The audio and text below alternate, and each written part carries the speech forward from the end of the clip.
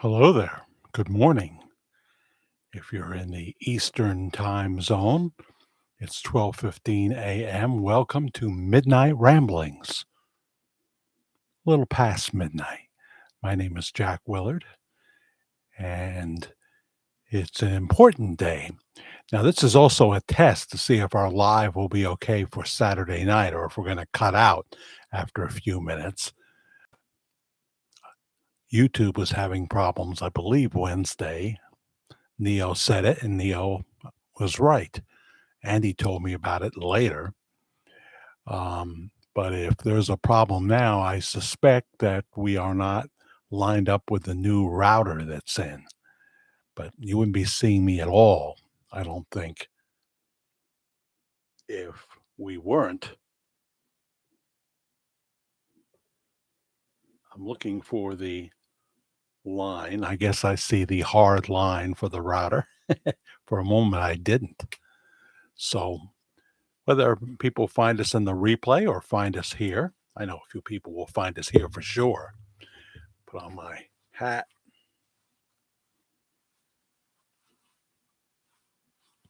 I never can get it to look right when I do this live. I don't know why that is. Never looks quite right. As I say, it never looks quite right.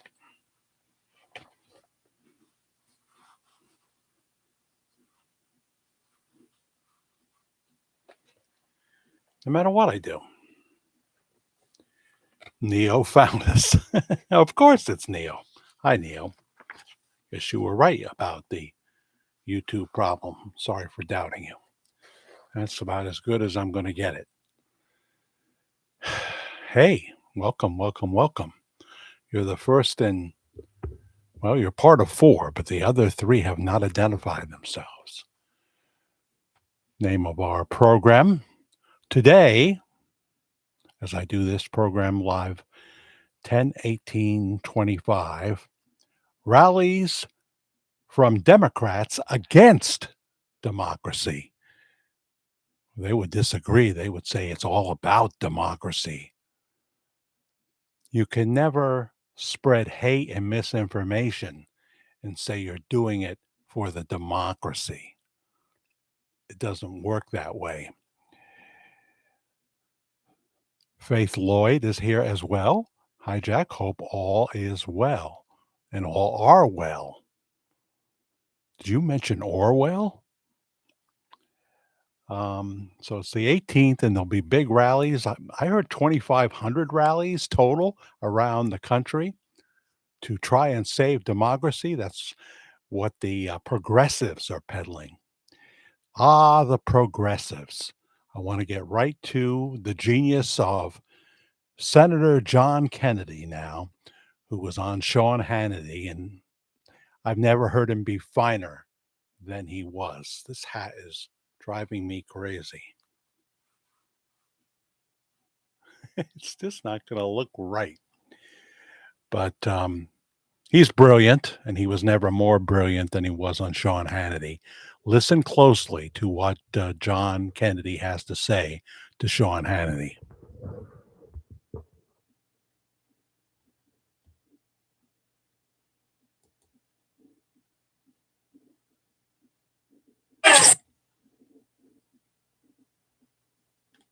The defining characteristic of this crew, Sean, is contempt. To be a member of their club, you have to have contempt for America, not gratitude, as you should, contempt. You have to believe that America was wicked when it was founded and that it's more wicked today. You have to believe that America is racist and sexist and unjust. That's why they all hate George Washington and Abraham Lincoln and Thomas Jefferson and Dr. Seuss and Mr. Potato Head.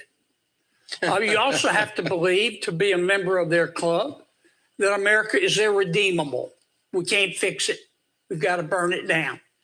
And finally, to fit in, you've got to be unhappy. They're just not happy people. They never smile. That's why they look like they're straining to pass a stool. The defining characteristic of this crew, Sean, is contempt. That is the genius of Senator John Kennedy, one of the finest we have. He always comes out with great one-liners, but there's a lot of substance in what he says. He says, today's progressives are more nervous than a pregnant nun. Well, well, well, let's see who we find here on Midnight Ramblings unannounced. I'll admit it. That's why I always say subscribe, like, and hit the notification bell. So if we come on unexpectedly like this, you may know about it if you're near your device and your device is on and the moon lines up with Pluto. I could have went for a funnier name planet, couldn't I, of Neo?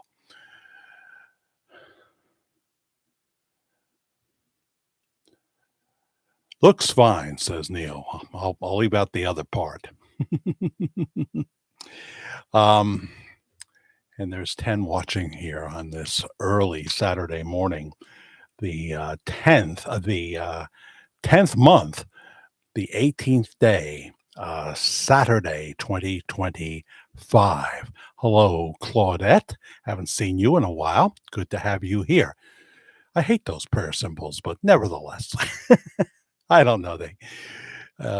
They are appropriate sometimes, I suppose. Definitely overused, though. Definitely overused.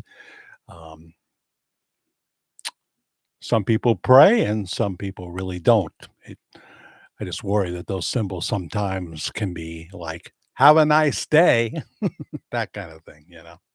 But I'm not saying anything about you, Claudette. I'm just speaking in general. And I'm not a general. I'm not a colonel. I'm not. I could have never made it through boot camp. That would have never worked. I hate to be someone who uh, is guilty of self-fulfilling prophecy, but in that case, it would have been too much of a stretch. You can't. You can't go from being the guy who never got picked in gym class for a team. I just went to the team whose turn it would have been to pick next. Never, ever. I did actually uh, join a basketball team in elementary school, and I think I was in a game for a total of maybe 2.5 minutes. That's it.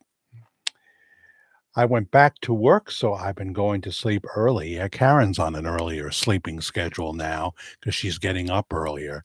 So we got to start watching Dark Shadows earlier because by 10 o'clock she's nodding off or nodding off, if you will, or Notting Hill. That was certainly one of my favorite movies. Um, so I understand, you know. I continue to be a night bird. I thought that was gonna change, but, you gotta put a lot of effort into it, you know? "Evening, Jack. Doing a show tonight?" Apparently. Do you know a parent named Lee? Maybe you do. We are doing Midnight Ramblings. Our, title today is 10/18/25 Rallies from Democrats across, America against democracy, in my opinion. Of course, we're really talking about progressives. There's some good Democrats out there still, you know. I just don't know what they're still doing in the party. The party has left you. That's why great former Democrats like Joe Manchin um, have left the party.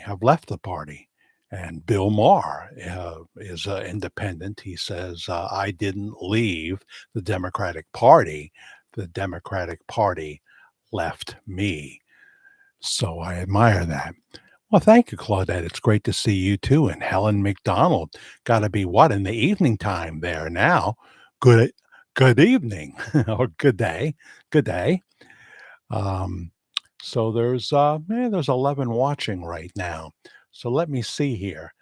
Let's see. They'll be having rallies, and I think one of them will be Croton on Hudson, where former Dark Shadow star Catherine Lee Scott is going to be marching and perhaps selling T-shirts today with her husband, Patrick Oster, retired journalist. I got to speak to Patrick Oster at a Dark Shadows event at Lyndhurst Mansion, maybe I'll say in 2022. Um, I didn't know much about him. He had to tell me his last name and say Oster, like the blender, you know. I wish I would have known that he, very accomplished and I won't say a mystery writer, but a spy novelist, a spy novelist. Look up his books, Patrick Oster. And so he worked for CBS at one time. He worked for Bloomberg News. I knew nothing of this as I spoke to him, but I knew that he was at the time he was Catherine Lee Scott's boyfriend. And I guess he's a little younger than her, maybe 80 now, and she turned 82 not that long ago. So she'll be out there today. She's created a shirt and a movement of her own, MATA. I'm glad the word mad is in there because it's so apropos. Make America a democracy again. Make America a democracy again. And somebody that came against what she was saying said, we're not a democracy, we're a republic. A republic is a form of government where power is held by the people and their elected representatives rather than a monarch or a single ruler. Key features include an elected head of state and a system where leaders are chosen by the public, though the extent of direct participation can vary, I'll say. The term comes from the Latin word res publica, meaning public matter. So we have elected representatives to keep things in check. Citizens elect individuals to represent them and make decisions on their behalf. But I'm afraid there's a fly in the ointment these days. In fact, we have a severe infestation of flies everywhere you look. I don't know if it's like this, Ellen, in Australia. I know they're having problems with democracy, certainly in the UK, in England. Let me just type in another word that they are using.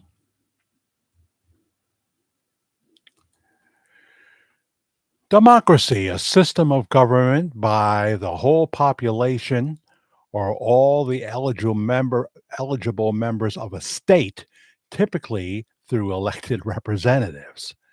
So the problem we have now is that the young elected representatives, and sometimes older ones, you can be old and be a progressive, obviously. Look at Senator Bernie Sanders, who borders sometimes really on communism. Um, but the problem we have, hi, Deborah Smith, welcome. Where are you from again? I think you've been here before. I think so. But, my mind is not what it used to be. The problem is that we have young progressives that really don't care about their constituents. They try to fool during their election campaign those people into thinking that they're going to be representing them. Pretty soon, they're telling everybody what their agenda is, and they're trying to insinuate that their agenda is their constituents' agenda, and they are frequently wrong. So, isn't it funny that AOC can go across the country with Bernie Sanders, and she's somewhat of a rock star for progressives? But when she does a town hall in Brooklyn that she represents, she's shouted down angrily. They won't even let her speak because there they got her number. They know that she is not for what they stand for. She is not for making Brooklyn and wherever else she represents as a United States congressman. She's not for making their lives better and hearing their concerns, acting on their behalf. She's all about her own ideas, which are uh, often half baked. As again, Senator John Kennedy says, AOC, how cute she may be or not, AOC is the reason we have directions on the shampoo bottle. And he's got some other good ones. Fort Smith, Arkansas. Okay. So there's a military training. Is that where they go to boot camp at Fort Smith? And how far is, I'm going to ask this, how far is that from Benton, Arkansas? Jack, more and more people are starting to connect the dots uh, that what happened to Charlie wasn't a random hit. And this is a coming out of people who have no reason at all to be considered crazy. Yeah, you make me think of Candace Owens is leading that charge, and Tucker as well. Uh, she does not believe that the bullet that was found in Charlie Kirk's body was from the rifle that this young man supposedly used up on the roof. She does not believe he is the assassin. For a while, she was talking about him being shot from the back, and she was talking about them hurriedly taking the camera down, a member of Turning Point, and taking out the SIM card. She was talking about that, but these days, when I hear a little bit of her, she's talking about that it wasn't, we don't have the right guy. It was somebody else. I think there was only a single shot, so if there was more people than one involved, um, it was only one shot that actually entered his body. So that is, making her more controversial than she's ever been. But even more so is the fact that she has major problems with Benjamin Netanyahu, and Tucker has even more problems calling him evil. Now, I love Tucker Carlson. I don't believe that Benjamin Netanyahu is evil. I think he was heavy handed in Gaza, especially after they were able to get troops on the ground there. Um, and too many civilians, including uh, Gaza children, died. I agree with that, but it's difficult when you're dealing with the devil's army, aka Hamas, and they use these kids as human shields. They put their bombs in the school property, in the school building, and on and on and on. As of this morning, we're still hearing after the uh, peace deal has been signed, the Hamas, the radical fringe of Hamas, if there's such a thing, or if they're all that way, there is a group of members of Hamas that are still killing Palestinians. So there you go. If you want to call them Palestinians, um, people will argue and say there is no state of Palestine. So Benjamin Netanyahu had said from the very beginning that he wanted to obliterate all members of Hamas. President Trump has reacted to these reports of Hamas still killing, not on the scale they did before, but still killing in Gaza, and has said that if you don't stop, you will be obliterated. So we'll see how that goes. But yeah.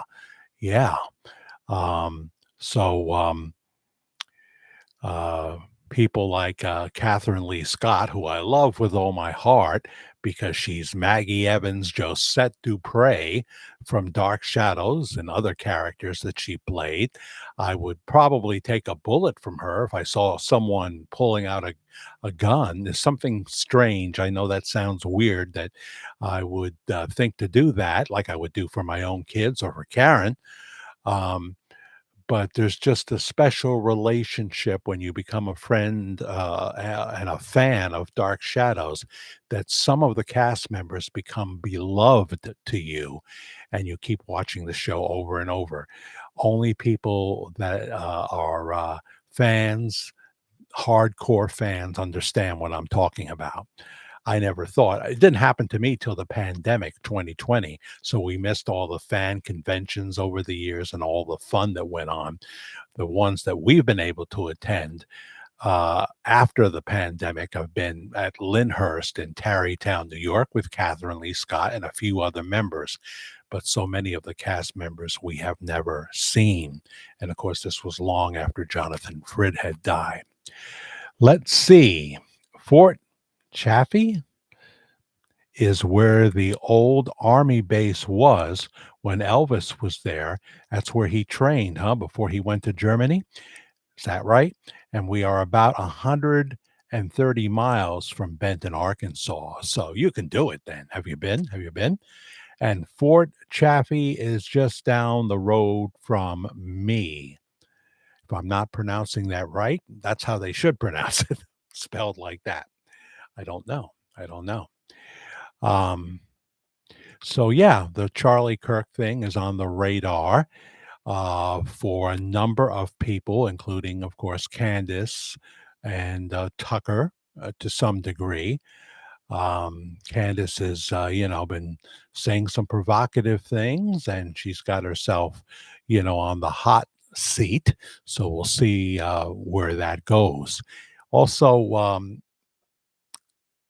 I think not so much with Candace and not with Tucker, but other people are questioning the sincerity of the grief of the widow, Erica. And, I think before you make a statement like that, you've got to be sure that you know, that you know, that you know. You've got to have some real solid proof that she is, as they say, faking it. Some have tried to say she's part of it or that someone else from Turning Point is the real shooter and what have you. And then there's other theories of who the real shooter is. But, just like a lot of people have said Oswald was not the one who killed Bobby Kennedy. This is one of those kind of things, I guess, in some ways. Yes, you said it right. Well, I'm glad because I have a real gift for mispronouncing names that I'm not sure about. John Kennedy, Senator John Kennedy, is a smart man. Is he? Is he not? I mean, he is just.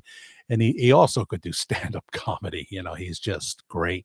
Everybody wants him on, from Joe Rogan. He's on with Victor Davis Hanson now. Check that out on YouTube. I haven't seen the interview yet, but Victor Davis Hanson is also one of the smartest men on the planet. And there's a lot of smart women out there as well. So we have still says 11 and 11 likes. So somebody hit the like button so I know that feature is still working. I don't think we've frozen or anything like that. This is a test for our 10 p.m. worldwide ramblings that'll be on tonight. And I'm sure we'll speak about Bob Joyce. We've been doing that. What happened on Wednesday night is when I realized that I couldn't get the stream up on the computer here. I used my phone and it still went 2 hours. It still went 2 hours. So that was really cool.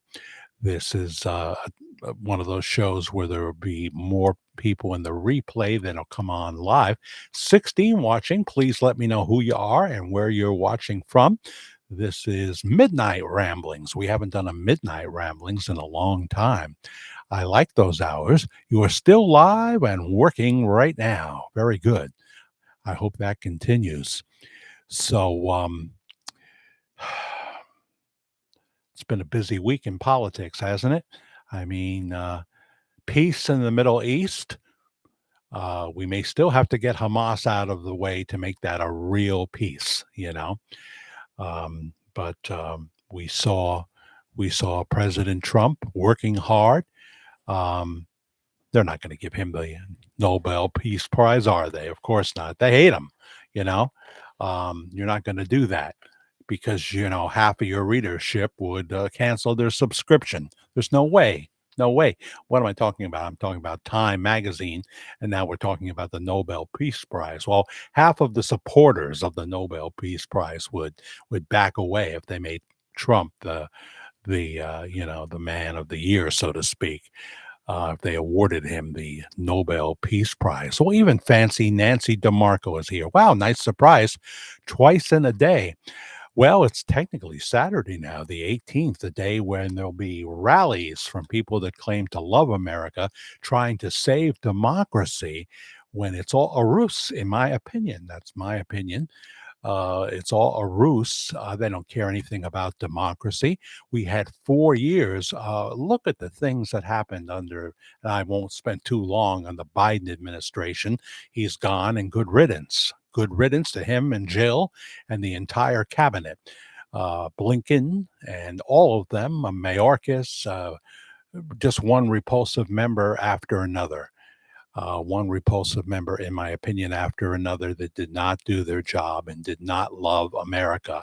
They had an agenda, and Joe Biden, who was in serious cognitive decline, was being led around by people that would make things happen. And Jill Biden had some control, but she didn't keep a careful watch. And terrible things were happening in America every day. They were the ones coming against democracy. They are the ones that pushed lawfare. They are the ones that turned a simple bookkeeping error from President Trump's accountant into 32 nonsense felonies based on one misdemeanor that had run out. It had expired. The term had expired. It wasn't prosecutable. But Alan Bragg and Letitia James got together, and it was just a festival of evil. So now Letitia James is indicted, and people will say, "Well, that's just Trump getting back at them." But what she is guilty of, if she is guilty of it, and it seems pretty clear, it's on paper that she claimed that Virginia was uh, her main form of residency when she is the attorney general living in New York. But she wanted a better mortgage rate. Now, I don't think they say, oh, that could be 30 years for that. Give me a break. No, that's stupid. No, that's not the kind of thing someone should get 30 years for. I wouldn't say that just because she's Letitia James and I know she's an enemy of Trump. No, I mean that maybe a couple years, whatever. I don't know. But so what does she say? She says she is innocent, and then she's standing there with her supporters yelling into the microphone, if you come for me, you come for all of us. Really? Did you commit the crime or didn't you? That's what the issue is. If you committed the crime, then it seems to me it's an open and closed case. It amazes me the gall and the cojones of these people. It's just amazing. Here she was before she even got into office, letting you know she was going to find something against Trump, saying she was going to be a pain in the ass, and that he's going to know my name before she even got in there. That disqualified her for going after Trump right there because she already let you know that was her agenda. That was her agenda to find something. And the presidential candidate Trump had to spend a bunch of his time wasted in a New York court, and people didn't like that. People didn't like that. Good Democrats didn't like that, and The Republicans, at that point, you just awakened any sleeping Republicans. It was amazing as election day approached. I was voting with Karen about 8 or 9 days before the election, if not earlier, and the line wrapped around, the block to where we were voting at the senior center. How apropos. Uh, I waited 2 hours. I'm not leaving. I'm gonna cast this vote for, Donald John Trump. And, the Vice President, JD Vance, he's wonderful, and I'm very comfortable with him becoming president in 2028. As much as I like Ron DeSantis, and I would like to see him have a pivotal role in the Vance administration, he rolled the dice. He ran against Trump, and it just was not his time. And so, Trump seems to have a lot of casualties of those who come against him. You know, uh, and of course, this week, John Bolton, former, what was he, the intelligence advisor, national security advisor. He's got like 18 charges brought by Pam Bondi, and legal minds like Jonathan Turley, not a smarter guy on the planet, I don't think, um, in terms of explaining the law. He's a professor. He says they're very valid charges. They're very valid charges. So that's the way it is. Um, Before you start trying to destroy your former boss because you're mad that he fired you, maybe you ought to think about how, that you're living in a glass house. So maybe you shouldn't throw stones. It's Friday by me, LOL. Well, it's funny you say that, Nancy DeMarco, because when I was an overnight disc jockey, I would say good morning. Um, I wasn't on Sunday night. That was my night off. But Tuesday morning, Wednesday morning, Thursday morning, Friday morning, I would say good morning right after midnight as I addressed the audience. But on Friday night, or if I should do a Saturday overnight, yeah, I would always refer to it as the night, um, good evening, or whatever, because people are out there partying and stuff. This is before COVID. Maybe they're coming from the diner, going to a bar, going to the diner, which used to be open all night here, the Colonial, not anymore. That never changed after COVID. At first they tried to be open like 10 hours, and then not enough business. They would bring the food out to you to go, and then they closed for, I don't know, a few months, and then they finally opened up again. But I think the hours now are 7 a.m. to 10 p.m., but they'll close early if there's nobody there. You can often find them closed at 9 o'clock during the weekday. It's not reliable anymore. But there was a time when if I felt like it, I could go right now to Colonial Diner and have my tuna fish sandwich, or my eggs and home fries and wheat toast and all that. I could. Um, Jack, it also has me thinking about all the good people who have been dropping like flies, who have no reason why they should be dead.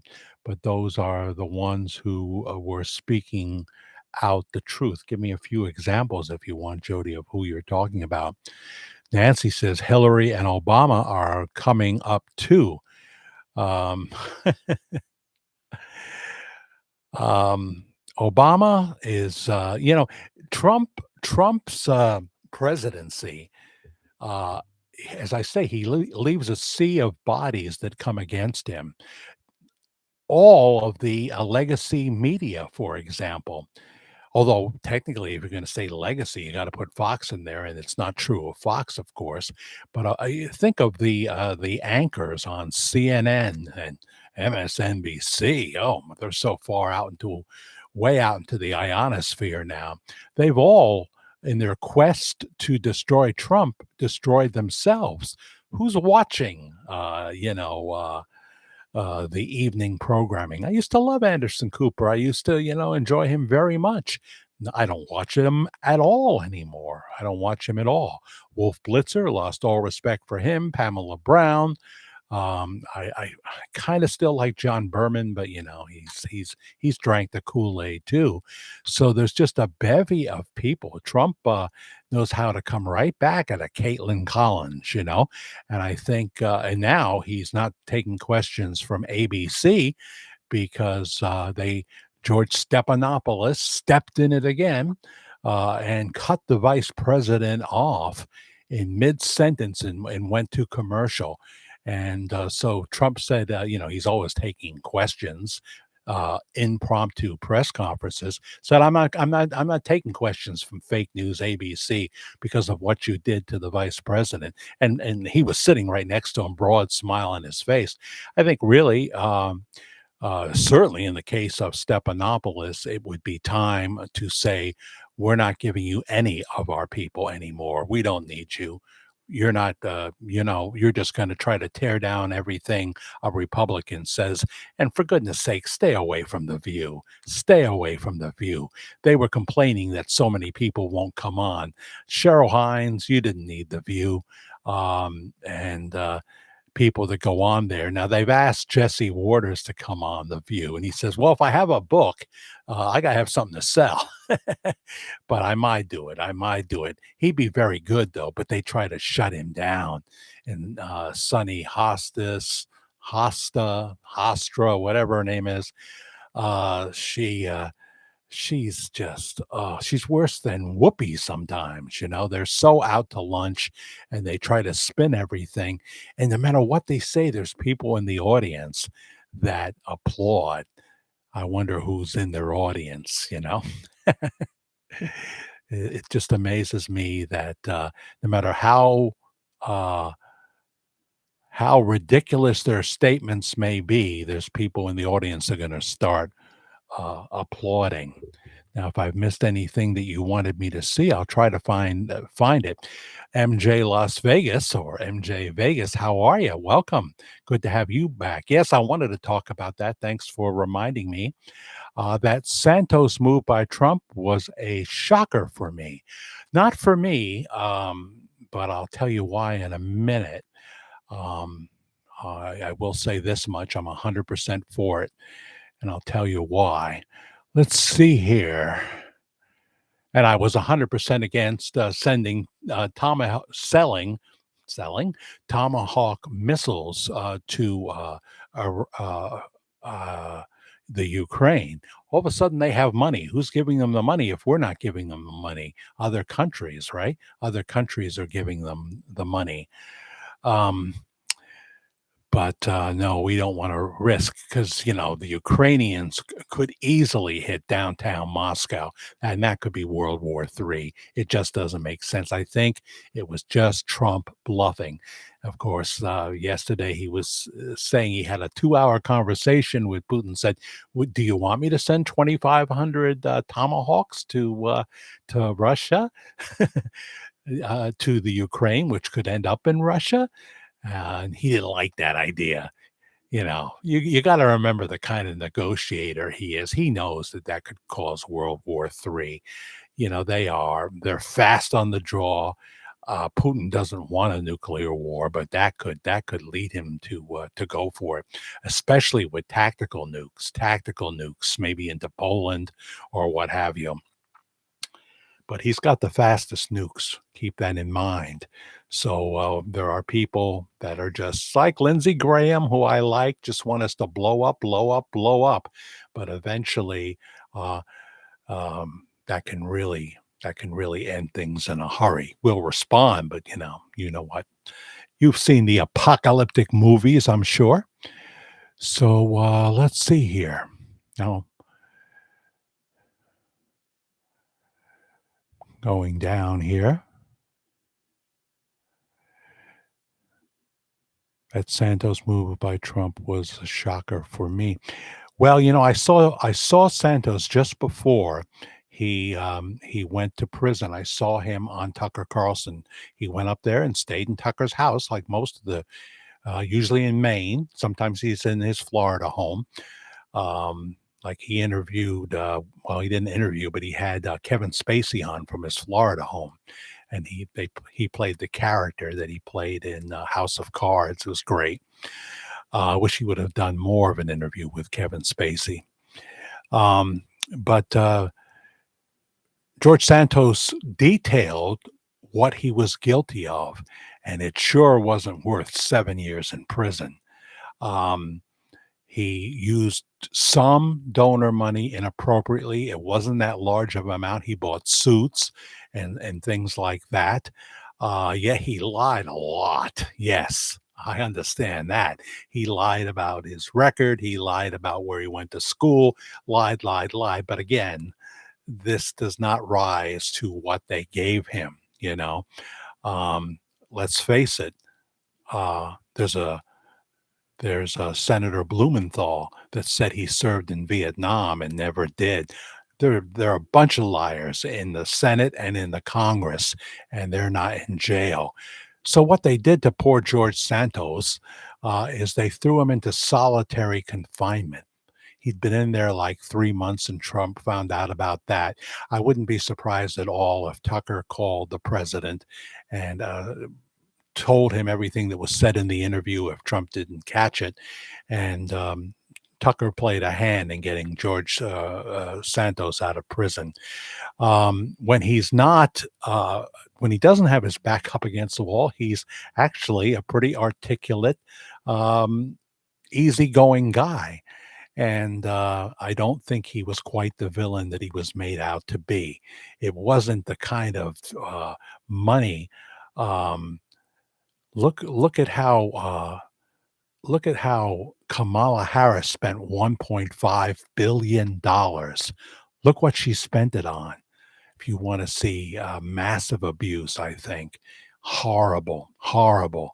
So there's much bigger examples of incorrect spending, incorrect spending. So I was happy when Trump pardoned, and I think he took too long to do it. Governor Blagojevich, all that I can see that Blagojevich was guilty of was making a joke to somebody on his staff about a Senate seat that he was going to have to appoint, and he said, "Well, I should get something for that, shouldn't I?" That was about the extent of it. A joke. He didn't do it. He didn't do it. If he had done it, that would be a different story. And how many years did they put him away for? He served about 7 years before Trump got him out. I was very happy Blagojevich got out, and I'm happy that George Santos got out. He the the things he did not warrant the sentence he got, whereas they let people that murder out for less time. Some progressive judge says, "Well, we don't want it." Just happened this past week. We don't want it to be about punishment. We want it to be about rehabilitation. I'm all for rehabilitation and not having life sentences. Every case is different. You do have to consider mitigating circumstances. Um, but come on now, we have an imbalance going on based on whoever that is that wields the power.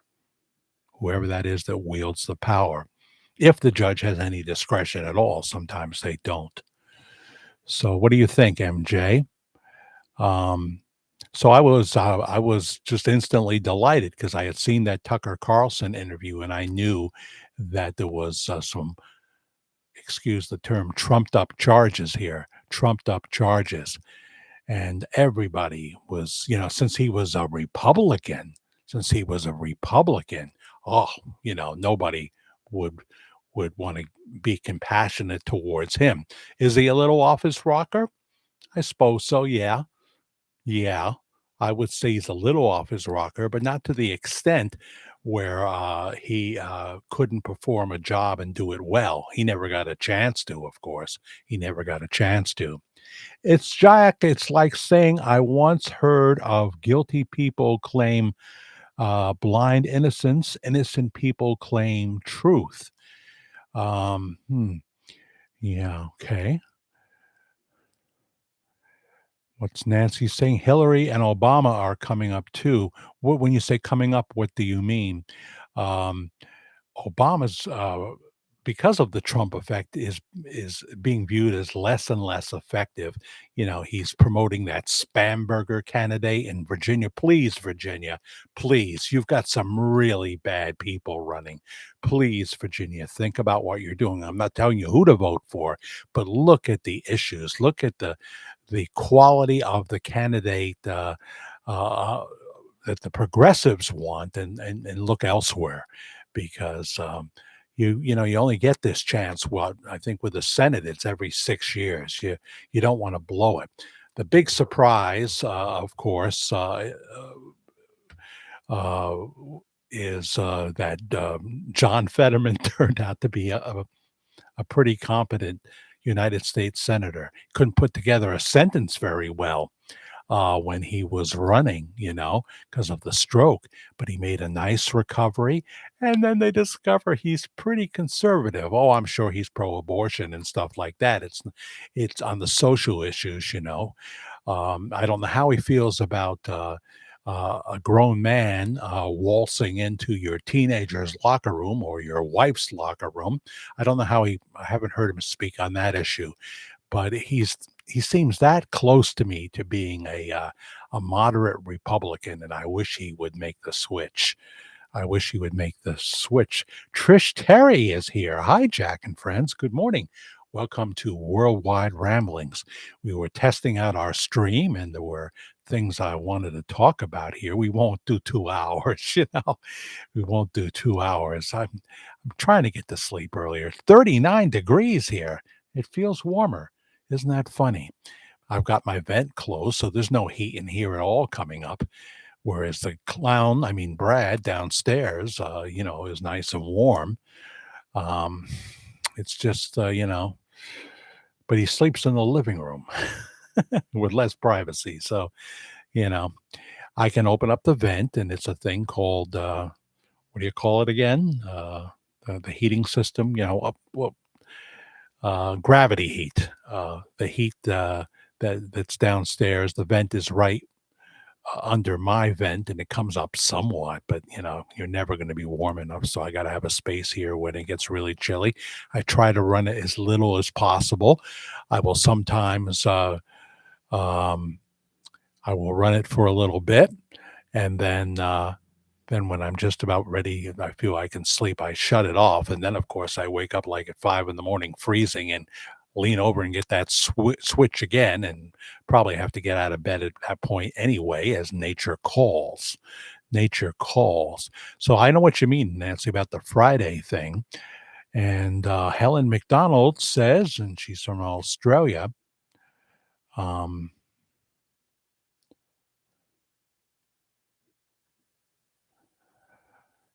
let's see here.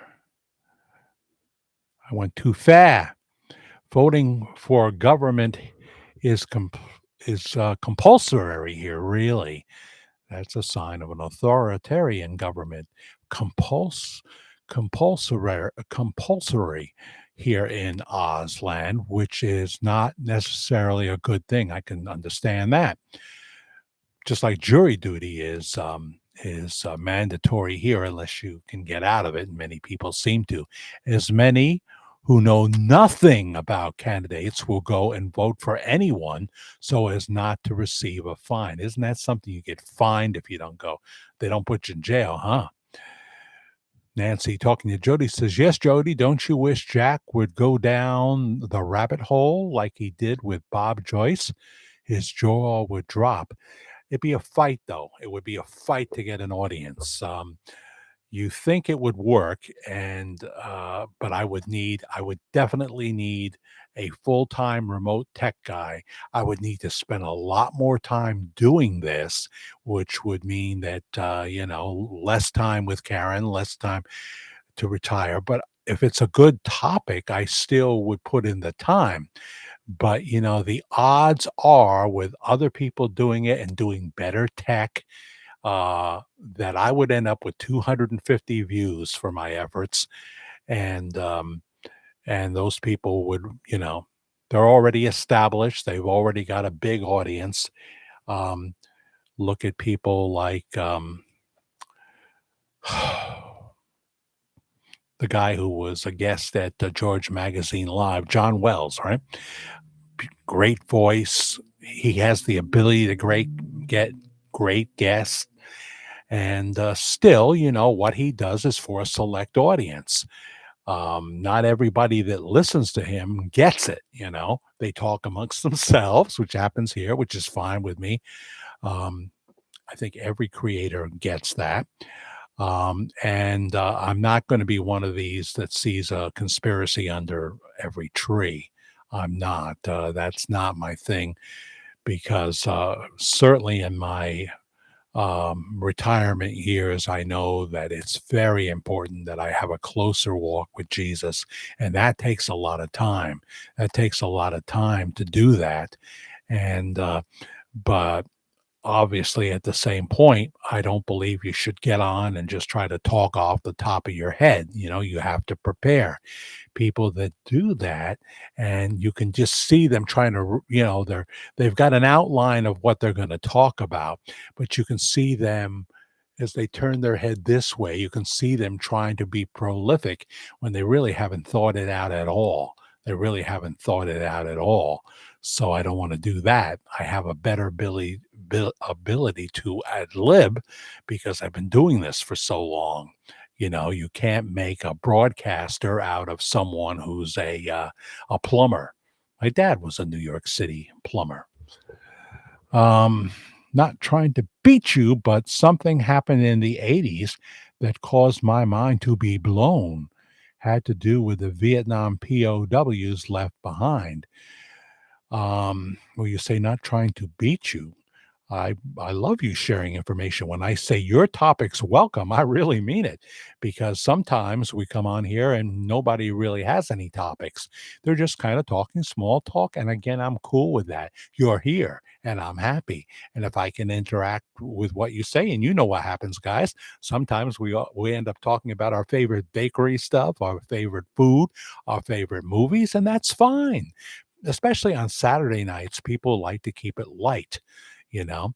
So the audience for the conspiracy topics, um, they will never know that I did the video. They won't get a notification. I'd be, starting from scratch and trying to get a really big guest that would conceivably somehow get somebody's attention. I'd be sneaking into other sites and trying to promo my video, which is really not something they like you to do when you're trying to steal people from their audience. So there's that.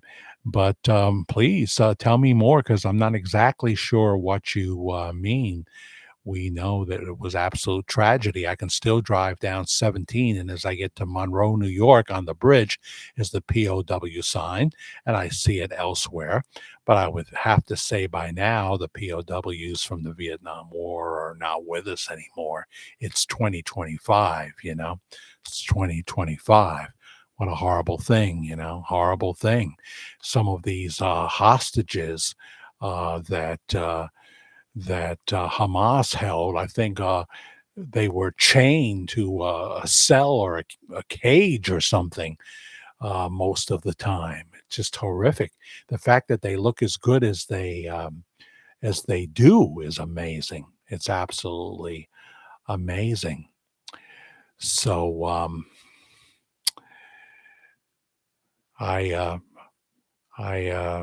never certainly blamed any Vietnam soldier because that the war was um, not a necessary war.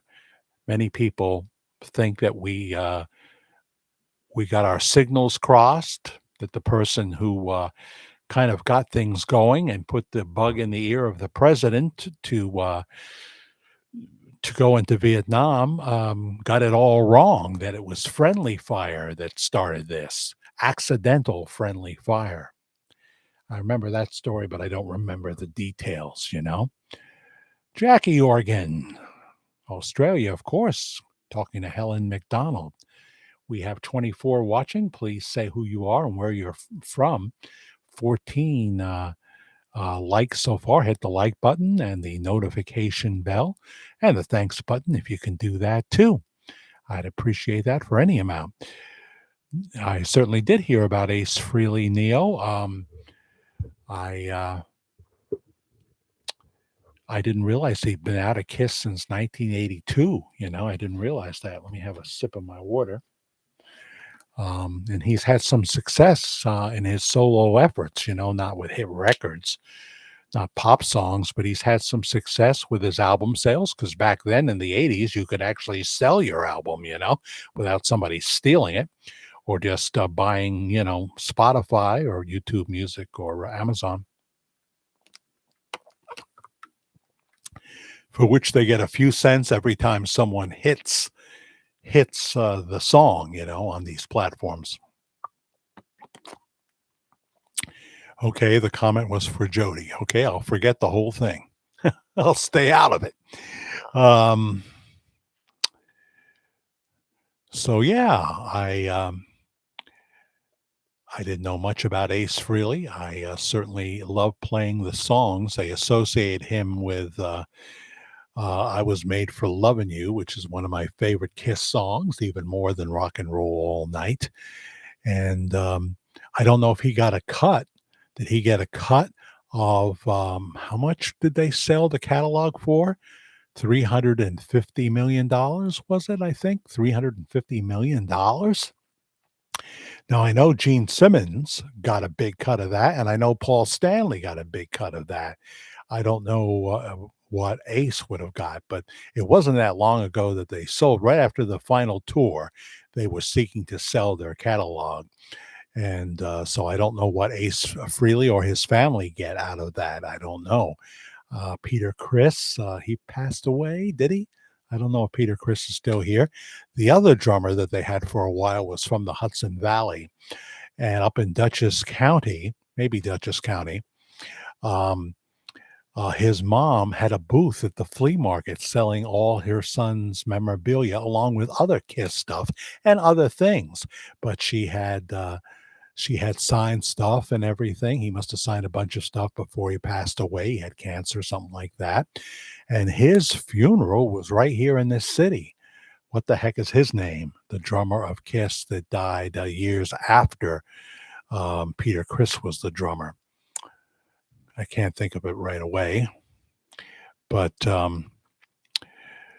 she was very proud of her son, and she had that booth for a long time, long time.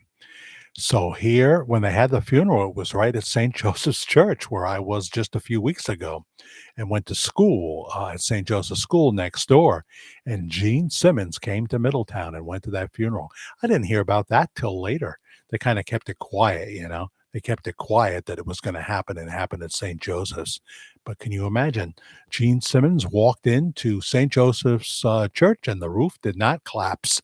It did not collapse. Huh. So, Jack Urian says, Jack, I'm watching Walk the Line. It's a great movie. You mean with what's his name there? What's his name? I'm picturing his face and trying to get the name into my head. Phoenix, Joaquin Phoenix, right? Or which one passed away? River, yeah. So Joaquin Phoenix.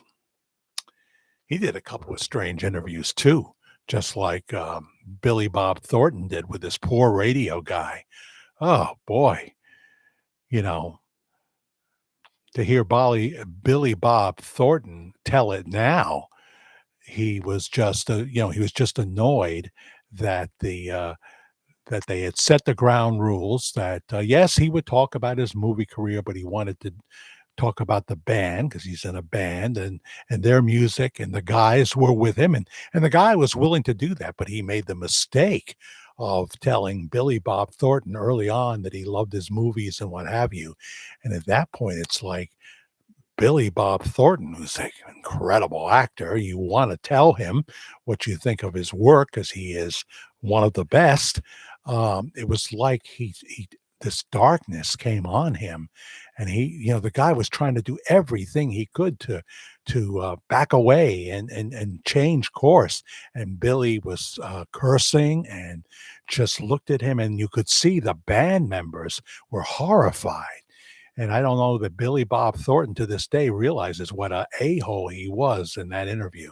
I don't know.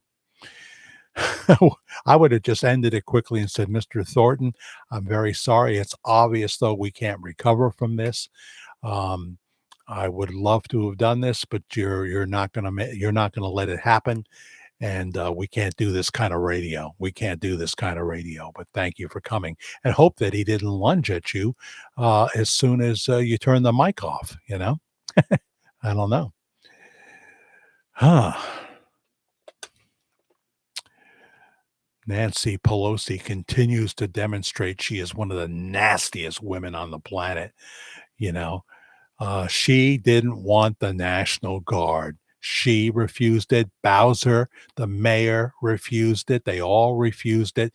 There would have been no uh, invasion of the Capitol by a relatively speaking small group of people if they had taken the offer of President Trump, who said, "March to the Capitol patriotically and peacefully." They never put that part in, peacefully. Should he have had a rally that day? No, I wouldn't have done it. Boy, talk about giving the opposition red meat. But the Trump machine is so powerful, and I believe God wanted him. Obviously, he protected him from death. He wanted him as the president. So I wish Trump wouldn't say, "Oh, I doubt that I'll get to heaven," and what have you, to Peter Ducey. I doubt that I'll get there. I know it's been explained to him how you get to heaven, that it's not your works, but it's the Lord's works. And all you have to do is ask for forgiveness and accept the Lord into your heart. You must be born again, or you cannot see or enter the kingdom of heaven. That's what Romans 10, verses 9 and 10 is all about.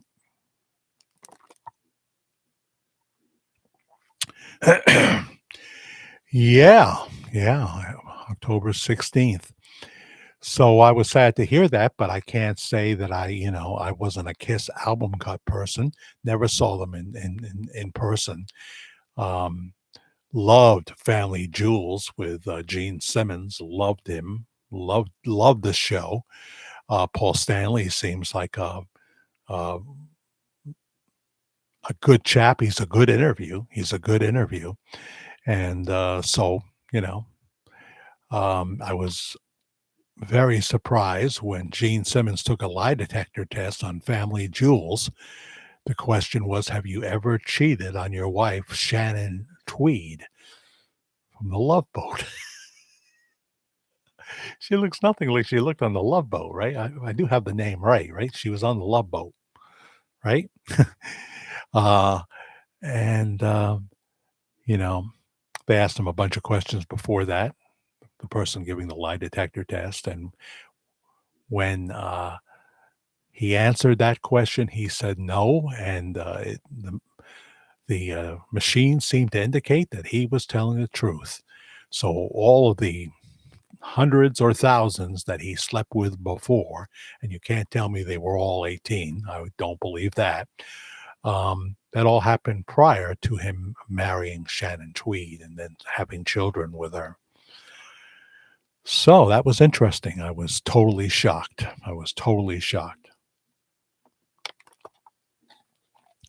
I mean, I understand he had all 50 flavors at Baskin Robbins, but still, it was just so easy, as it was for the king of rock and roll. It was just so easy. Eric Carr was the Kiss drummer. That's right. That passed away in 91. Thank you, Neo. Yep, that's Eric Carr. And that was his mom that we would see at the flea market up in Dutchess County in Fishkill. Get right off the Fishkill exit, make a right. And there was a strip mall that had long since mostly been abandoned, but they rented to the flea market, and it was very successful. They drew a couple hundred, 300 people every day they were open, Saturday and Sunday. So it was a lot of people going to that because there were a lot of vendors. Our flea market here in Middletown now has been reduced to a very small size, and Planet Fitness took over the rest of the building. And it's just a shadow of what it used to be.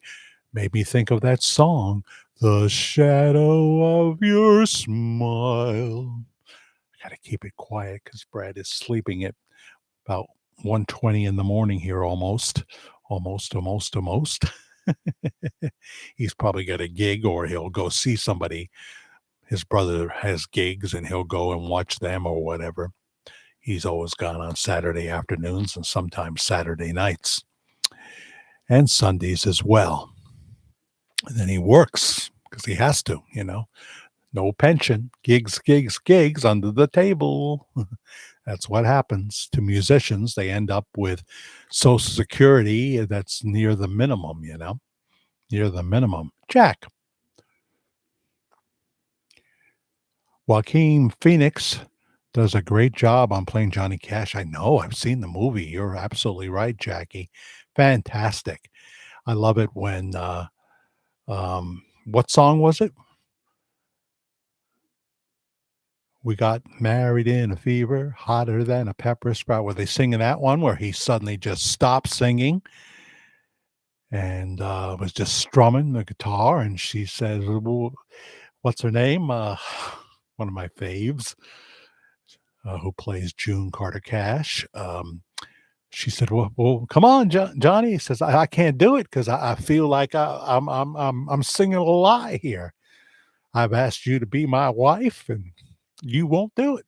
You won't do it." Now she knew that Johnny had problems, had problems with drugs on and off and alcohol too. And so she was unsure for that reason and what have you. But he put her on the spot in front of a big audience and she finally said yes. I guess that really happened. They wouldn't have done it if it didn't, right? Although you do need to create drama. You sometimes have to trump it up. There's that word again, trump it up. Joaquin was good in, I knew it would be an obscure film, Space Camp, and was good in his first Joker role. Yeah. Would you say he was better than Jack Nicholson as the Joker? And then what about Heath Ledger? That was so dark. That was so dark. I think it contributed to his need for pills and what have you. All great actors. Jody Smith says Jim Carrey is in talks to do a live action Jetsons movie. Mm. He'll be great. He'll be freaking great. But I want some more serious Jim Carrey because he's a wonderful dramatic actor who always gets unnoticed by the Oscars and what have you. The Majestic was a wonderful film that he did, and he got nothing for that, no nomination, And but I'm sure it'll be a lot of fun. But it's just funny. It was not that long ago, and I haven't seen Jim recently that he was talking like he had a complete nervous breakdown. He was talking in this mumbo jumbo, but yet like Charlie Sheen when he was high, very captivating. You wouldn't tune him out. You wanted to hear what he was saying. But he was off the wall sometimes, and that Jim Carrey doesn't exist, never did, and it's just me playing another role, and and and then he got real serious in another interview as he started growing his hair back, so he kind of looked like the Jim Carrey we know so well, and he said, "You're not going to hear somebody of my stature say this, but I have enough." I have enough. I feel like I've done enough. I have enough. I'm done. I'm done. And I don't know if 6 months went by. What was the movie, Neil? You probably know his comeback movie when he'd been gone for a while. But they offered him a ton of money to do it. And he said, yeah, I came out of retirement because truth is, I bought a lot of stuff. I mean, the guy that was all into higher consciousness now and that rap, I bought a lot of stuff. I don't know if he's a gambler or anything because that can really run through your money real quick, but they lured him back with a big payday, and he was excellent as he always is. He was great as the Riddler in Batman. But Tommy Lee Jones just said, uh, "I'm having a hard time with your constant buffoonery." With your constant buffoonery. Jim Carrey on a role like this, the Joker was a buffoon, so he had to be a buffoon and kinda stay in character. Two-Face, that Tommy G at that point, I realized Tommy Lee Jones can do anything. I mean, things that I never thought he would do, like playing an affectionate gay man on screen. Tommy Lee Jones? That's Loretta Lynn's husband, right? And Coal Miner's daughter. Uh but when I saw Two-Face, I thought this guy can literally do anything. It's not just Men in Black type characters. He can do anything. But he had a hard time with Jim Carrey. He did, because Jim is relentless, and I'm sure he tried to explain and tone it down a little bit so Tommy Lee Jones wouldn't hate him, just like Richard Dreyfuss hated Bill Murray in What About Bob? But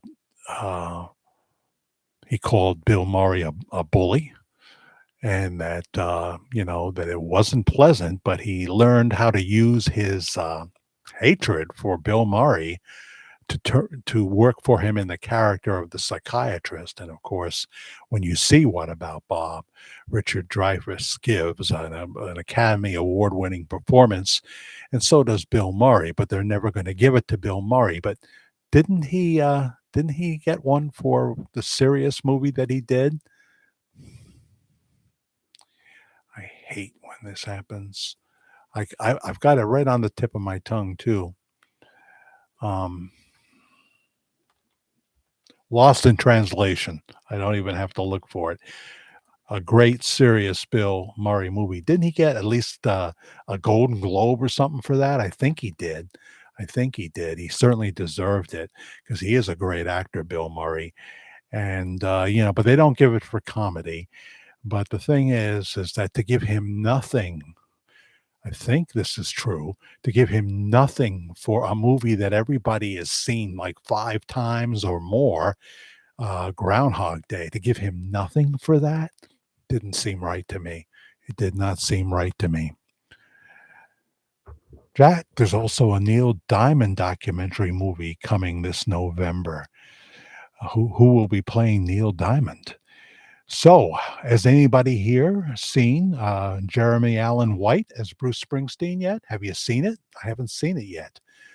Knowing that Bruce is such a political jerk kind of took some of the drive of my Bruce enthusiasm out of me, but I was never a Bruce album cut guy.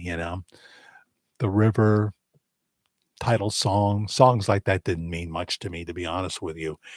But the songs on Born in the USA, and of course, 3 or 4 on Born to Run, excellent, excellent. Born to Run itself is like an anthem. It's just fantastic. 10th Avenue Freeze Out is pretty good. But I mean, on Born in the USA, whoa. Witherspoon, right? Reese Witherspoon. She was so good in Pleasantville. Did you see Pleasantville, Jackie, Oregon? With the guy who played Spider-Man? The first Spider-Man? I've seen Pleasantville so many times I couldn't tell you. But yeah, she was great as June Carter Cash. Reese Witherspoon, great in Pleasantville and other movies as well. Tried to be arrogant when she got pulled over by the police. Do you know who I am? One of those things, Jack, Jim Carrey is in talks. So I read that already. So I would see that, but I think I'd wait till it came on pay-per-view or one of my premium channels. And I only have Paramount right now. Haven't gotten rid of Paramount. Dexter doesn't come back until 2026, probably September. But there might be the prequel after all, because when they announced they weren't going to do it, and Paramount bought Showtime, is very sensitive to fan reaction when it involves Dexter, especially because they almost got burned down for canceling Dexter when they finally brought him back. They knew they made a huge, colossal mistake, and so that won't happen again until they're sure the audience is sick of it, which will be never, never. If the writing is good, they just opened up the writer's office. They all sit together and write, apparently, in the office. So they're starting to write script one of Dexter Resurrection season two. So Bill Murray was good in Groundhog Day, but it stained his relationship with Harold Ramis. Strained his relationship. Really? I wonder why. Um, Harold was the director of Groundhog Day, was he? Of course, they were together on screen in Ghostbusters. I loved Harold Ramis. So sorry for his early passing. But Bill Murray apparently rubs a lot of people the wrong way. And then, he does things that can get him into trouble. A little too flirtatious with the women and saying things and stuff like that. So he's gotten in trouble for that. Um, I think Jack Nicholson was the best Joker. Well, I don't see how you ever top Jack Nicholson, when he does something. I don't see how you say somebody else would have done it better. Now there are roles Jack wouldn't be cut out for, but he wouldn't play Batman, for example. He's too old and didn't look like a Batman. Um, but he's always going to be phenomenal. If he takes the role, it's because they know he's right for it and he knows he's right for it. Of course, he's now retired and just goes to sporting events and sits in courtside at the basketball games and great seats at the baseball game. I don't know how he feels about football. I don't know. So hopefully he's still got a little time left. The trailer looks good for that movie, the Bruce Springsteen movie with Jeremy Allen White. I'm a huge fan of Jeremy, but I am from Shameless. Maybe I'm a little ashamed to say that, although he was phenomenally great in Shameless. I watched a couple of episodes of The Bear, a freaking story every week that takes place in a deli. I heard the Lord's name in vain too many times, which I don't like to hear, obviously. I think most Christians would agree. I just didn't feel it. I just didn't feel it. And I know he's won Emmys for that, more than one. And I'm glad for his success, but I never would have figured him for Bruce Springsteen. But he's going to do, I'm sure he does a good job. I hear he's doing his own vocals. Is that right? That's unbelievable. Jack, I got it wrong. The Neil Diamond movie is coming in December. Let's get that right, Jody. And it's supposed to have Hugh Jackman and Kate Hudson starring. Okay, well, I've seen some of Hugh's work, and I've seen a little of Kate's work, and I think they're both very competent people that will probably do a very good job. So I will see it, but I know Jeremy does a promo where he says, "Watch it in the theaters." They're so eager to get people to return to the theaters, So I don't know if by Christmas time, it'd be hard not to release it by December to pay-per-view or even to HBO Max if they spend a lot of money for it, or Paramount. They got money too. I just saw the Naked Gun with Liam Neeson. I got 3/4 of the way through it, and I laughed, and I'm a big Liam fan, but that was enough. It didn't hold me like it would with Leslie Nielsen. Didn't. But there were some good moments in that first 3/4 of the Naked Gun with Liam Neeson. You want to see a good movie? Watch the one that has Amanda Seyfried in it and Julianne Moore with Liam Neeson. Well, I'm telling you to watch it, and I'm realizing it's pretty racy in spots, and not with Liam Neeson, Amanda, and Julianne Moore. So forget I said that. You sure do, Neo. She is a wonderful Lieutenant Governor, Lieutenant Governor Sears. She is, and I hope it's not close, but no cigar. I can't believe with that clown she's running against, there would be any chance of it. But I think the lieutenant governor is right. They poll to get a favorable poll. They go to the Democrats, so it's not a fair poll. So I'm counting. There's enough smart people in Virginia to give us a good governor and a good attorney general, and not someone who wants to shoot little kids in the head. Oh my goodness. It's just unbelievable.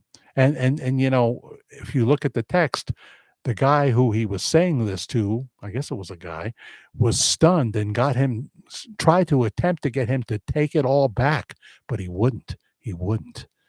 Ugh. I didn't see the Wolverine. I've seen something Hugh Jackman did. It's just like Ethan Hawke. I saw something that I liked, but I can't remember what it was.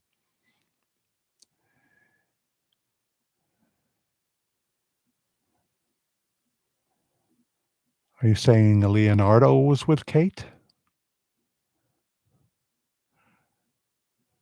She is the daughter of one of the Hudson brothers. Bill Hudson? I forget which Hudson brother she's the daughter of. But she would say that her real father is the man who's going to play Bob Joyce as soon as he gets the green light. The man who's going to play Bob Joyce, Kurt Russell. Yeah, baby. Make it happen. Please make it happen. You know, I floated that idea to somebody, and they didn't tell me that it was being talked about, but they kind of indicated, well, there's just a lot of things going on that I can't talk about. They didn't say, oh, no, that's not going to happen. That's not going to happen. I mean, he's got the hairstyle ready and everything, and he's 76 years old. Let's get this done. Let's get this done. Do we have to wait till the new church is built with thousands of seats? Maybe. I don't know. I don't know. Nobody tell me nothing. Nobody tell me. Well, people do tell me things, but I try to be careful what I say is real and what is not. Of course, how could you not like Neil Diamond, Teresa Lee Leonard, if you're of a certain age at least? I said, to no one there. Holly, holy, crackling rosy head on board. Oh, yes, yes, yes. Sweet Caroline.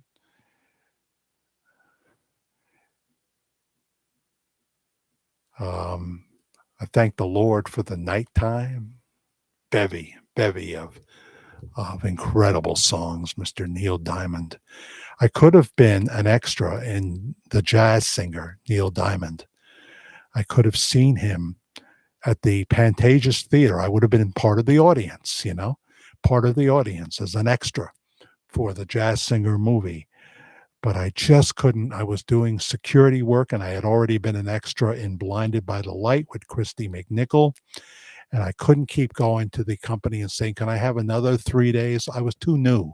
Another 3 days off because I want to be in a Neil Diamond movie, you know, or something like that. I just couldn't do it. So I missed a great experience, I'm sure. Just like when they offered me tickets on Hollywood Boulevard, 1979, maybe. I was there from 79 into the middle of 80. They offered me tickets to Mork and Mindy. It's a new show. Stars Robin Williams. I thought to myself, who the hell is Robin Williams? I think I'll pass. I can't get that day back to say yes. You know, of course I want to go. Oh, absolutely. So I miss seeing Robin Williams, and I never saw him live. Never saw him live. No, he's not alive. That's not him. Um, Jack, I mentioned the magic words, didn't I, Jody? Don't see why Pastor Bob couldn't play himself. No. Seeing that he's done movies before, if you know what I mean. No, I think Kurt would do a better job because he's he's very skilled as an actor more recently.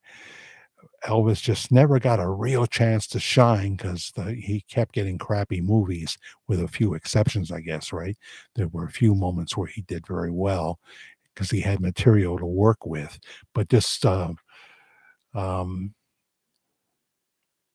if you're going to burst into song, it can't be in the middle of a conversation. It's got to be when you're doing a concert, or they would have Bob at the church, of course, Kurt playing Bob at the church, praise time. Midnight ramblings winding down, but I I wanted to test this out, and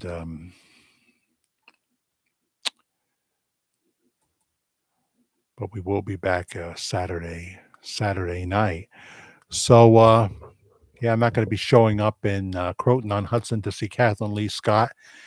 Um, I all these rallies. Well, we said it perfectly.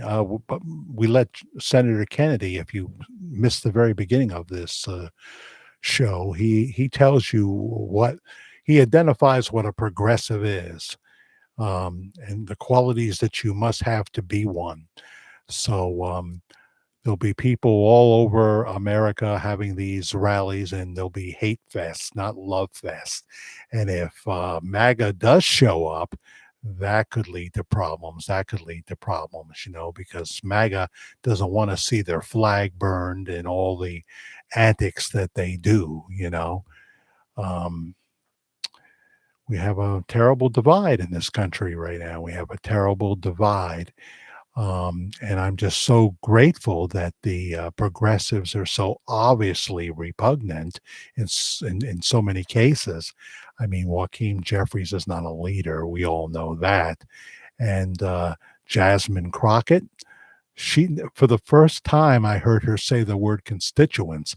I don't know if she said that since she was running for the Congress. She's not going to make it. Talking about Dallas, Texas, like they're going to be for her, because there's been redistricting. There's been some redistricting, which she's really mad about. She's going to be booted out. She's going to be booted out of the Congress. You can forget about it. And no, AOC is not going to be our next president. I think she's going to run for Schumer's job. I'm almost positive of it. I think she knows the presidency would be way too high up a bar. New York, it's hard to predict whether they would vote for her. As I say, right now in New York, she's not beloved. She's not beloved in her district at all. You know, that pretty face and that booty ain't going to do it. It's not going to be enough. But when she takes that pretty face and that booty across country, they line up to see her, and they like Bernie. They love Bernie as well. Nothing to do with his booty, though. Definitely nothing to do with his booty. Um, well, good question. Good question on the vocals, but that could be a possibility. Yeah. I don't know.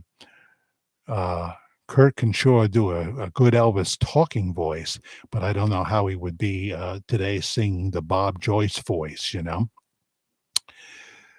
Thunder starting. When the heck will this spring, summer weather and storms end? I am ready for fall.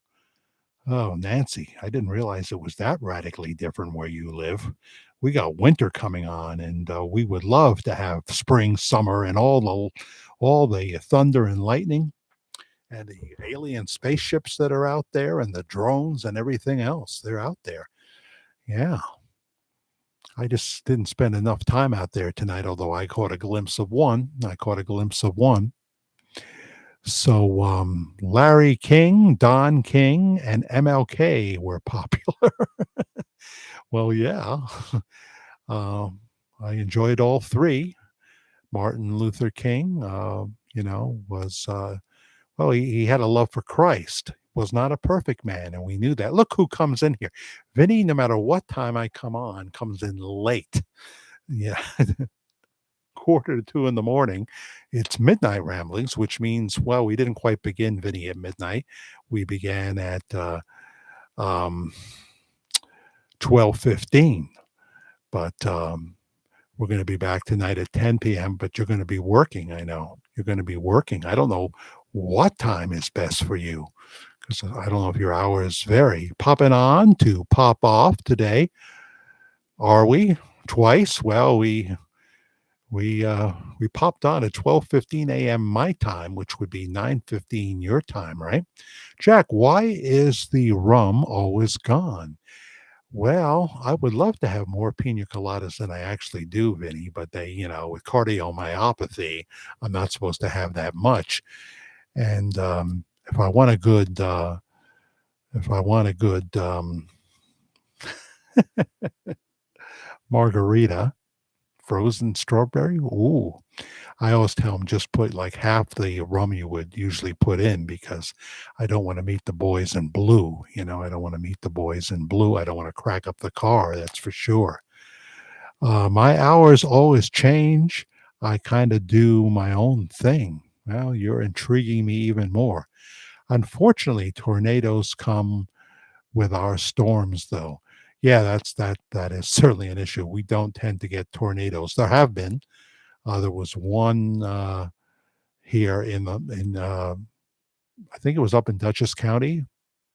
It was threatening Newburgh, but it ended up in Dutchess County, which is the end of Orange County. And there was some damage, but it wasn't too bad.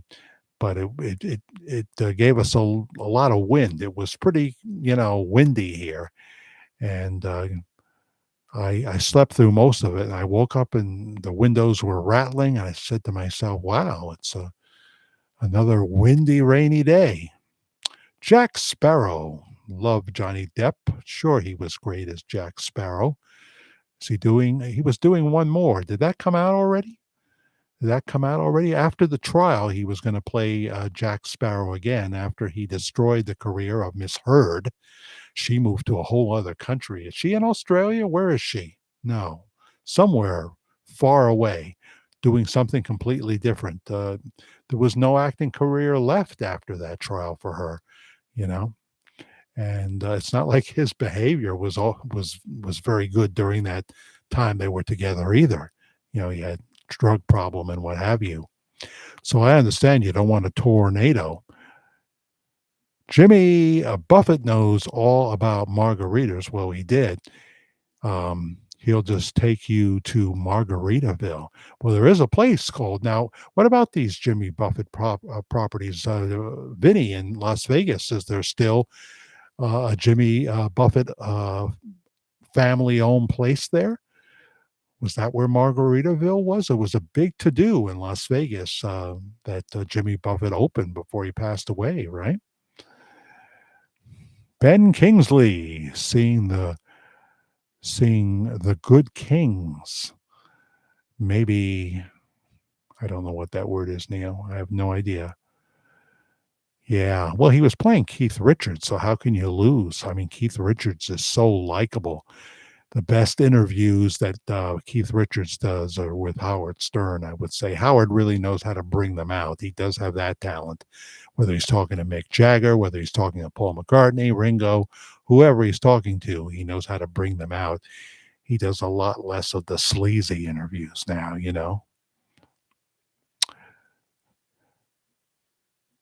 Of course, Gandhi was an interesting film, but what was my favorite Ben Kingsley film? It was so long ago, I can't remember. I love chess. Never played in my life. It's one of those games that I would tell myself I wouldn't be any good at, and so I would never try. I did bowl. I wasn't very good, but I did enjoy it, and we went bowling from time to time. Haven't done that in years either. Well, there's 16 watching, 15 watching, and 17 likes right now. So I'm giving Vinny some time here because I want you to have your time, Vinny. Um, but if you can watch some of the replay, because we play that Senator Kennedy spot, his take on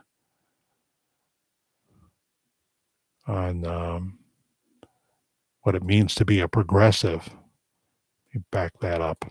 Go play it again. Talking to Sean Hannity, so good. This man is brilliant. He's not just funny, he's brilliant. There's real substance, like when you watch Victor Davis Hanson, somebody like that. The defining characteristic of this crew, Sean, is contempt. To be a member of their club, you have to have contempt for America, not gratitude, as you should, contempt. You have to believe that America was wicked when it was founded and that it's more wicked today. You have to believe that America is racist and sexist and unjust. That's why they all hate George Washington and Abraham Lincoln and Thomas Jefferson and Dr. Seuss and Mr. Potato Head. You also have to believe, to be a member of their club, that America is irredeemable.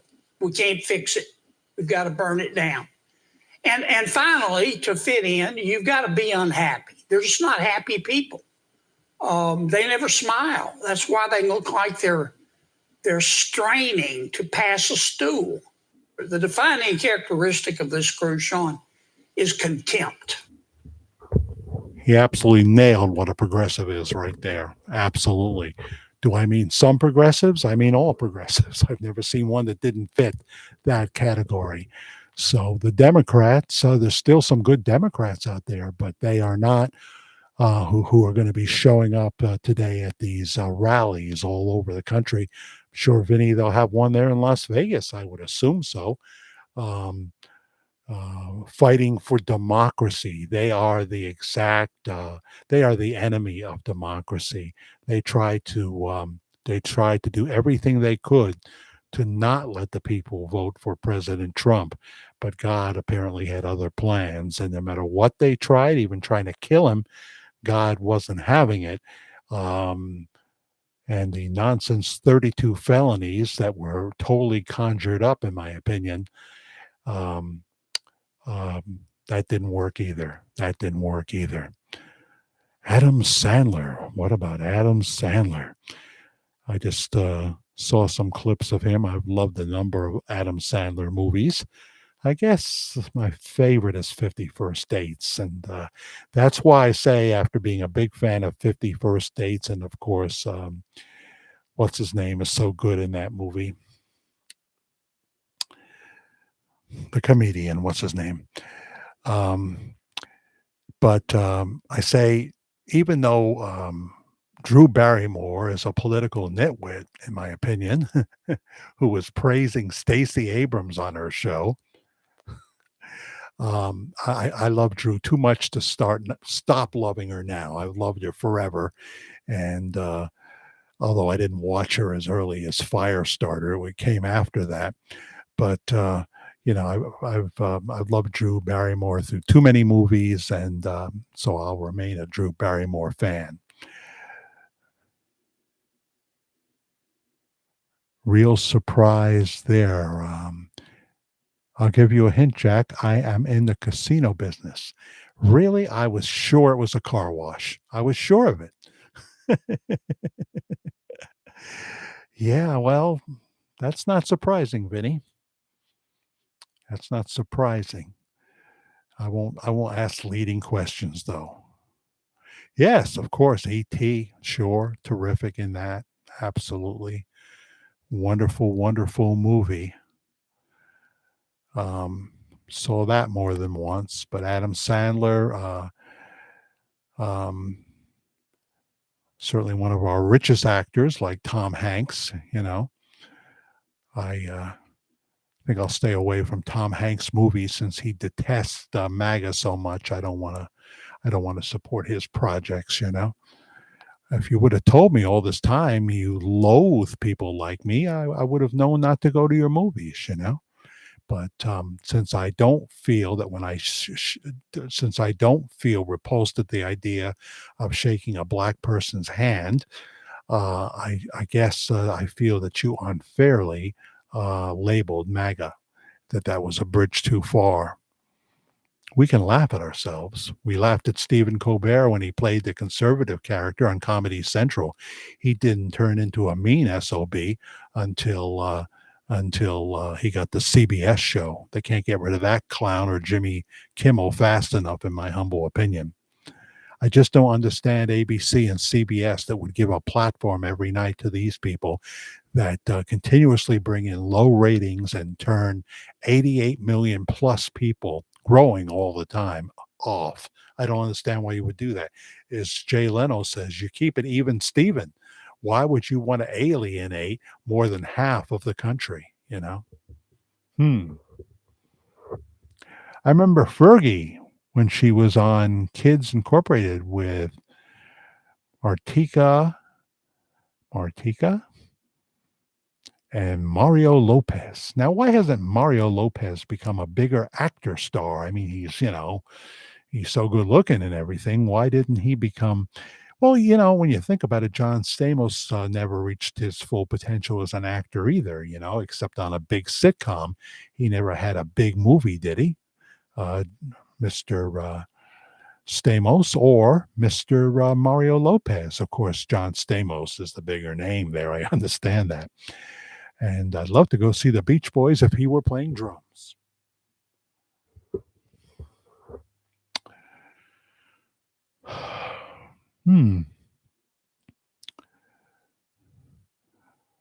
Love that song. Toy Soldiers. Thomas Gabriel is Johnny Cash's grandson and sounds just like him. 80s, baby. Well, there's some good stuff. Tuesday night, we were in Albany, New York at the Palace Theater to see the Psychedelic Furs, who we're crazy about. But it's time for a new album, Psychedelic Furs. It's been 2020 since your last one. I'm not going to see you in 2026 if you go back out again and you haven't recorded some new songs. Even if it's a EP, give me some new songs. Things have happened that you can comment on in songs since 2020. Your first song was written before the pandemic. Your last album, Made of Rain, was written before the pandemic, for goodness sakes. So, but Gary Newman was wow, he was balls to the wall. Of course, his only big pop hit was Cars. And when he does that, the people go crazy. But he's 67 years old, Vinny. You probably heard me say this already, but I never know what time you come in. He's 67 years old. He looks 27, especially from afar. He's got the body of a teen idol and a big patch of black hair coming down, and the ladies are whatting, and he's working it. He's jumping. He's arching his back and forth. He's a chiropractic wonder, and he's just dancing and singing and playing a little bit of synthesizer, which he's known for. And he worked that crowd into a frenzy. He gave the Psychedelic Furs. They had to be on their game when they hit that stage because their warm-up act was so well received. So he'll be with them tonight in Massachusetts. Wait a minute, he was with them in Massachusetts tonight, and tonight he'll be the final part of the American tour with Gary Newman is tonight in Brooklyn, New York. So if you're anywhere near Brooklyn, New York, and there might be a few tickets left, go see that show. It was fantastic. Fantastic at the only 2 hours up the road. Going to and back was I still had a quarter of a tank of gas left. So it's not that far, and I have an economy car. I don't have an electric car, but I have a small car and it gets great gas mileage. So I love the 80s. And after that, I stopped listening to music. I stopped listening. I did. Oh, you like the Black Eyed Peas, huh? I just bought a new synthesizer. Having fun with it. Well, I hope you'll send me, even if you don't want it on the air, I hope you'll send me a little sample sometime. Love piano. Yeah. Mario has extra. I know. And he's stuck there, Neil. I mean, it makes it so he can't do other stuff. Had a talk show and had Saved by the Bell, right? Right. And the original and the original and the reboot, right? But it just seems like enough ladies find him to be the cat's meow, and a lot of gay men. Let's just be honest. That he could be in a good movie. There's a role for him in a movie, but he can't because he's stuck on the extra thing, and it never ends. He's like, what's her name? Deborah Norville. She's been doing these kind of shows forever. She used to be um, a WNBC newscaster. And then she went to the Today Show for a while. She replaced Jane Pauley, I want to say. And so she was national. And then she got into these tabloid shows. And there she is still and trying to look young when she's well into her 60s, I would imagine by now. So Stamos should have gotten some bigger roles, I think, than he did. But he still looks young. There's still time. So there you go. Past 2 o'clock, midnight ramblings. We'll be back at 10 o'clock East Coast time tonight. Tonight. And maybe Vinny will tell us more about his mysterious job. I don't know. I mean, if you told me on the sly and said, don't say nothing, of course I wouldn't. People do that all the time. They tell me stuff I wish I could air, but they tell me that it's just between you and me. There's an 80s song for you, Vinny.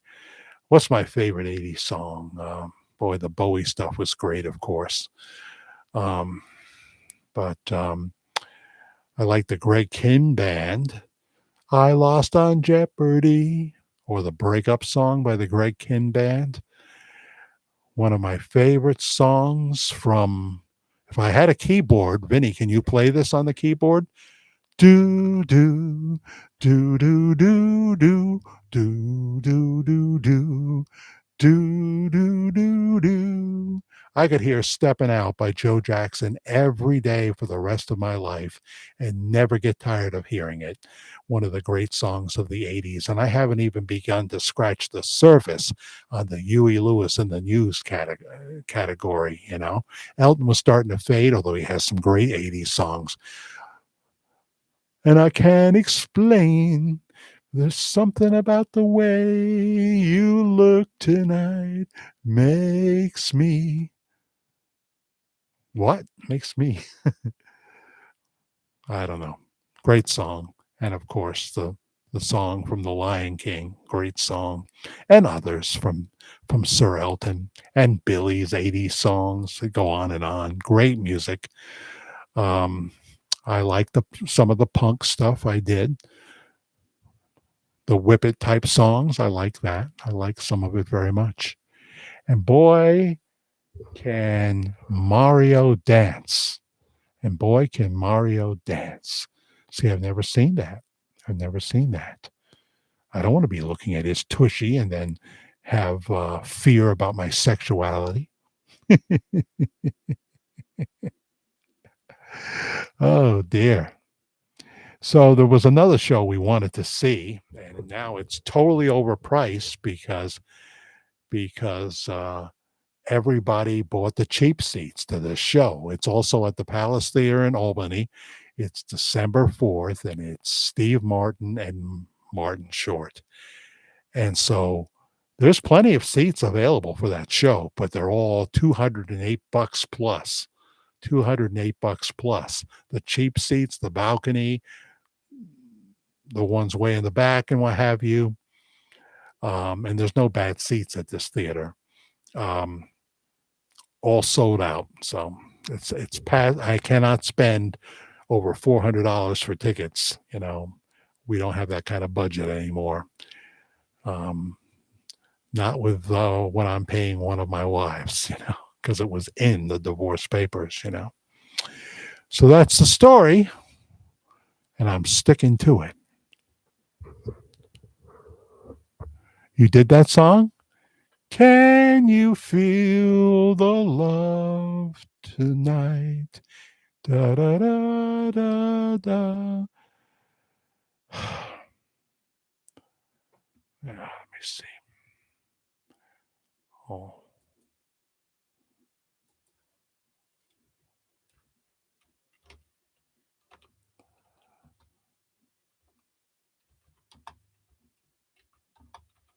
Do do do. Sing it with me, Vinny, just a little bit, because I can't sing more than a few seconds. I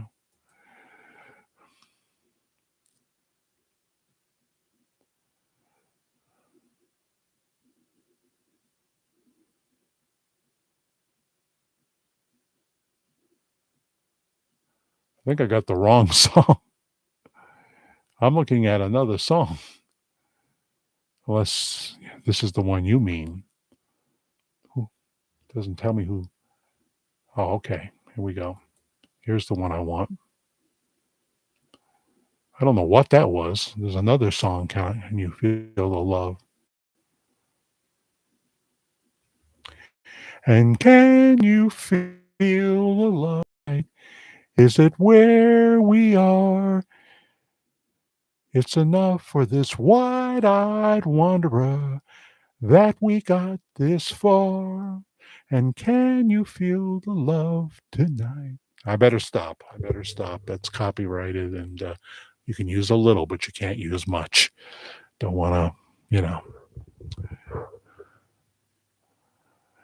Oh, man. Well, see, what would happen if you ever wanted me to air your song? It would be in a pre-recorded video, and the decision would be up to YouTube and the people who own that song. Did Bernie write that with Elton? Gary Osborne write that, or somebody else? It's probably either Gary or Bernie, right? So they make the decision whether I can air it. They usually say you can, but you can't monetize it, and that's fine. My gift to you. Or if it's Vinny, his gift to you. Auntie LaRue. Who slew Auntie Rue? Shelley Winters. I won't tell my Shelley Winters story tonight. I won't do it. I've done it before.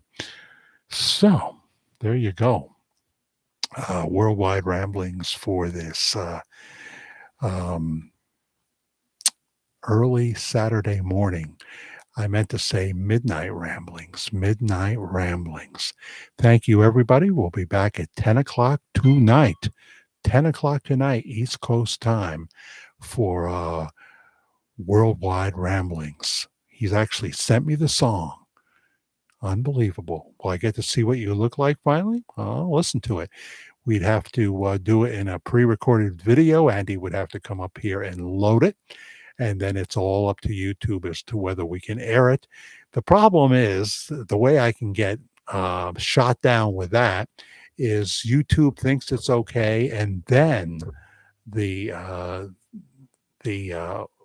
owner of the song, the owners of the song, file a copyright claim, and I get a copyright strike. You don't want that.